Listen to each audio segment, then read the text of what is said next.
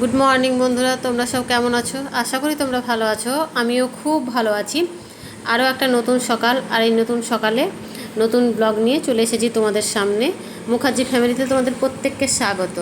তো এটা আজকের ভিডিও নয়, এটা নীল ষষ্ঠীর দিন আমি বাবার বাড়ি গেছিলাম তখন ভিডিও। বাবার বাড়িতে এই যে দুর্গা মন্দির, তোমরা জানো দুর্গা পুজো হয়, এই মন্দিরেই পুজোটা হয়, কারণ পুজোতে ভিডিও তোমরা দেখেছো। তো বাড়ির সামনে টোটো দাঁড়িয়েছিল, ওই টোটোতে করেই আমরা সকাল সকাল যাচ্ছি গঙ্গা। এখন 7:30টার দিকে বেরিয়ে গেছি, কারণ যা রোদ উঠছে, প্রচণ্ড গরম, রোদ গরম, বেলা হলেই যাওয়া যাবে না, ওই জন্য সকাল সকাল বেরিয়ে গেছি। আমি আছি, মা আছে, কাকিমা আছে, আর বৌদি আছে। গঙ্গাটা এমন কিছু দূর নয়, তবুও হেঁটে যাওয়াও সম্ভব নয়, ওই জন্য সকাল সকালে বেরিয়ে যাচ্ছি, যাতে গঙ্গাটা স্নান করে এসে বাড়িতে মানে রোদ সেইভাবে রোদ ওঠার আগেই আমরা বাড়িতে পৌঁছে যাব। কিন্তু রোদ উঠে গেছে, অতটা গরম পড়েনি, ভালোই লাগছে, বাতাস দিচ্ছে তো বেশ ভালোই লাগছে। কিন্তু এর মধ্যে কিন্তু গঙ্গায় ভিড় হয়ে যাবে, প্রচুর ভিড় হয়ে যাবে, কারণ মানুষ যত সকালে পারবে তত যাবে, সকাল সকালেই যাবে স্নান করতে। আর আজকে যাবে, সবাই যাবে, কারণ আজকে তো উপোস আছে, সবাই নীলষষ্ঠীর উপোস। আর এদিকে দূর থেকে এই যে মহেশ্বরের মন্দিরটা তোমরা দেখতে পাচ্ছ, এর আগের ভিডিওতে তোমাদেরকে দেখিয়েছি, ভালো করেই দেখিয়েছি, একটা ভিডিওতে নয় প্রায় ভিডিওতেই দেখিয়েছি। তো মা কাকিমা নামলো স্নান করতে, আমিও যাচ্ছি পেছন পেছন, কারণ ওদেরকে তো নামাতে হবে একজনকে, ভয় লাগে, বয়স্ক মানুষ তো। আর গঙ্গা এমনি গঙ্গার ইয়েটা ভালো, নামার জায়গাটা খুব ভালো, কোনো প্রবলেম নেই, নামতে কোনো অসুবিধাও হয়নি। আর মা কাকিমা আগে নেমে স্নানটা করে নিয়েছে, তারপরে আমি আর বৌদি নেমেছি, নেমে স্নানটা করেছি, করে তারপরে তখন স্নান করে ওই মন্দিরে ভেবেছিলাম যাব প্রণামটা করতে আর কি মহেশ্বরকে, কিন্তু যাওয়া হয়নি, ওই কাপড়েই ছিলাম তো।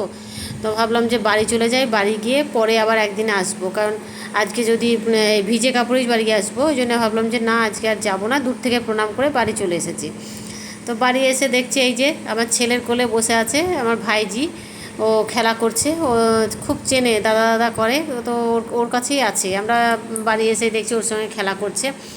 আর এদিকে আমার ভাইজি ওদিকে লুচি বেলছে, তোমাদেরকে দেখাবো যে সবাই খাবে, আমরা তো খাবো না, ও আর আমার ছেলে খাবে, বাকি তো সব উপোস, কেউই তো খাবে না। আর আমি উপোস বলতে মা ধরো সারাদিনটাই উপোস থাকে, আমি আর বৌদি কী করি, দুপুরবেলায় বাটাটা দিয়ে আসি শিব মন্দিরে, দিয়ে বাড়িতে এসে মানে কাকিমার বাড়িতে আর কি, ছোটো কাকিমা খেতে বলে, ছোটো কাকিমার বাড়িতে লুচি টুচি খেয়ে নিই, বাটাটা দিয়ে আসি, মোমবাতি জ্বালিয়ে দিয়ে এগুলো করি, করে এসে বাড়িতে খেয়ে নিই। আর এদিকে দিদি নেই, দিদি থাকলেও খুব আনন্দ হয়, দিদি প্রত্যেকবারই থাকে, এখন ব্যাঙ্গালোরে গেছে, ও থাকলে ওই ফল টলগুলো কাটে, একসঙ্গে সব বাটা দিতে যায়, এগুলো করি, বেশ হইচই হয়, ভালোই হয়, বাড়িটা একটু ফাঁকা ফাঁকা লাগছে। তাই এদিকে ভাইজি লুচি বেলছে, ওরা দুজনে খাবে, মানে আমার ছেলে আর ও খাবে আর কি। দিয়ে আমরা কী করলাম, আমি ইয়ে নিয়ে এসেছি, অনেক আকন্দ ফুল ফুটেছে মাদের বাড়ির সামনে, না আকন্দ ফুলের গাছ আছে, প্রচুর আকন্দ ফুল ফুটেছে, ফুলগুলো বৌদি সব তুলেছে। তো শিব ঠাকুরের গলায় আকন্দ ফুল না দিলে হয়, মালা না দিলে হয়, তোমরাই বলো। তো আমি বসে বসে গাচ্ছি, তো এই যে আমার বন্ধুর মেয়েটা ও এসেছে, ওকে বললাম একটু হেল্প করতো, মালাটা সুতোটা ধরলে অনেকটা উপকার হবে, কারণ শিব ঠাকুরটা বিশাল বড়, মালাটাও সেরকম বড় লাগবে, নইলে তো গলায় ঢুকবে না। তো সুতোটা অনেক বড় নিয়েছি, গাঁথতে বেশ ভালোই লাগছে, ঠাকুরের গলায় পড়বে মালাটা, তো ভালো তো লাগবেই, তাই না? বেশ সুন্দর করে গেঁথেও ছিলাম, মালাটা খুব ভালো হয়েছিল। এই যে বাটা দিতে যাব, সঙ্গে নিয়ে যাব, আর ঠাকুরমশাইকে বলবো যেন অবশ্যই মালাটা পরিয়ে দেয়। তো মালাটা গাঁথা হয়ে গেলে তখন মা এদিকে ফল টলগুলো কাটছে, মা তৈরি করছে, রেডি করছে সব কিছু, বাটা নিয়ে যাব বলে। আর আমি আর বৌদি গিয়ে বাটাটা দিয়ে আসবো, ভাইজিও যাবে, তো সবাই মিলে গিয়ে বাটাটা দিয়ে আসবো, প্রণাম করে আসবো, প্রণাম করে এসে তখন আমরা জল টল খাবো আর কি।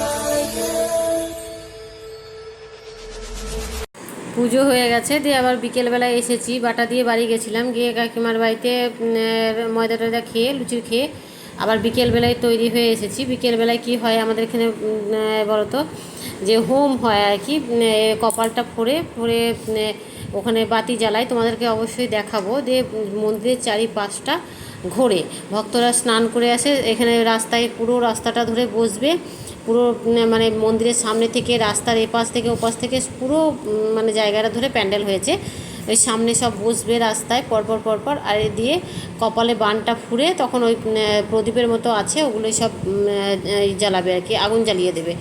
তো দিয়ে মন্দিরের চারিপাশ ঘুরবে, এদিকে ঢাক বাজছে, আওয়াজগুলো তোমাদেরকে দিলাম না কারণ কোথাও কোনো গান বাজলে প্রবলেম হবে ওই জন্য।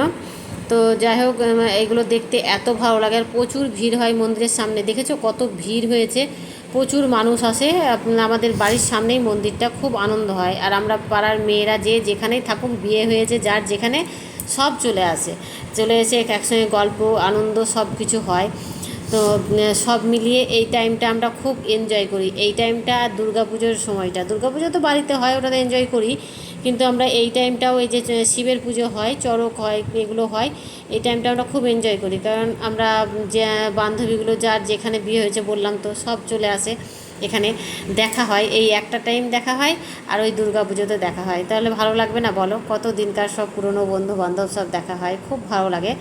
তো এই সবগুলো দেখছি, আর এইগুলো এত গরম লাগছে ভেতরে, দেখেছো ভিড়, প্রচণ্ড ভিড়, প্রচণ্ড গরম, কিন্তু মানুষ কিন্তু কেউ আসেনি এমন নয়, প্রত্যেকটা বাড়ি থেকে প্রত্যেকটা মানুষ এপাড়া ওপাড়া থেকে সব এসেছে দেখতে, সত্যি খুব ভালো লাগা। শিবের কি মাহাত্ম্য তোমরা দেখো, এই যে এত গরমের মধ্যেও ভক্তগুলো কিভাবে এগুলো নিয়ে ঘুরে বেড়াচ্ছে, কোনো প্রবলেম নেই, কিচ্ছু নেই। তো যাই হোক, তোমরা সব, তোমাদেরকে প্রত্যেকটা জিনিসই দেখালাম, তোমাদের কেমন লাগলো ভিডিওটা অবশ্যই কমেন্ট করে জানাবে, যদি ভালো লেগে থাকে তো লাইক কমেন্ট শেয়ারটা অবশ্যই করো, সাবস্ক্রাইবটা করতে ভুলো না, কারণ তোমরা পাশে আছো বলেই আমি এত দূর আসতে পেরেছি। যেমন পাশে ছিলে সেরকমই পাশে থেকো, সব সময় ভালোবেসো, তাহলে আমি আরও এগিয়ে যেতে পারবো, আর নিত্য নতুন ভিডিও আনতে পারবো। কারণ অনেক দিন ভিডিও দিতে পারিনি, বললাম তো পারিপার্শ্বিক কিছু কারণের জন্য আমি ভিডিওটা দিতে পারিনি। তো যাই হোক, এবার থেকে আমি প্রত্যেক দিন ভিডিও দেওয়ার চেষ্টা করব, তোমাদের সামনে প্রত্যেকটা নতুন ব্লগ নিয়ে আসার চেষ্টা করব। দেখেছো ভক্তগুলো কেমন করে যাচ্ছে, ওদেরকে ধরে নিয়ে যাচ্ছে, শিবের মাহাত্ম্য না থাকলে এগুলো সম্ভব নয়, অসম্ভব ব্যাপার। তো ভোলানাথের আশীর্বাদে আজকের ভিডিওটা আমি আশীর্বাদ নিয়ে আজকের ভিডিওটা আমি শেষ করছি। তোমরা সবাই ভালো থেকো, সুস্থ থেকো, আর সব সময় হ্যাপি থেকো, কারণ দুঃখ কষ্ট প্রত্যেকটা মানুষের মধ্যেই আছে, এইসব নিয়েই আমাদেরকে চলতে হবে। তো রাখি, ভালো থেকো, সুস্থ থেকো, দেখা হবে নেক্সট ভিডিওতে।